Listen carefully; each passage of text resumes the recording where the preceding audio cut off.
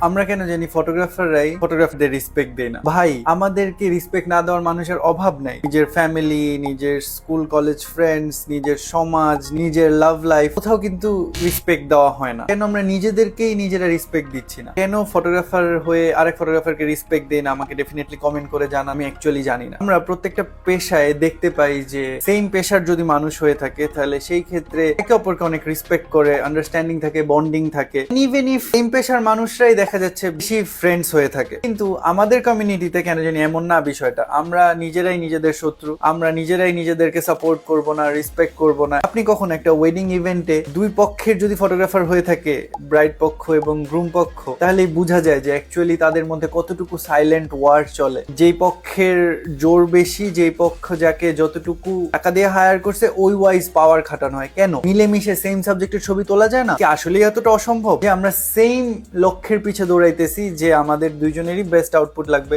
দুইজনের ডিফারেন্ট ওয়েতে ক্রিয়েটিভিটি দেখায় না? একটা বিয়েতে তো এমনি অনেক কম সময় থাকে ব্রাইড গ্রুমের কাছে আমাদেরকে দেওয়ার মতো, বাট স্টিল আমরা নিজেরাই সেটা ডিভাইড করতে পারি না। একসাথে কেন জানি কাজ করতে পারি। আমরা একই লাইট সেটআপে কাজ করতে পারি চাইলে, আমরা একই লেন্স শেয়ার করতে পারি চাইলে, অনেক কিছুই করতে পারি ফর বেস্ট আউটপুট, বাট কেন জানি এটা হয় না। আজকে থেকে আমরা each and every photographer and cinematographers একে অপরকে রেসপেক্ট করি। সম্মান দিলেই সম্মান পাওয়া যায়।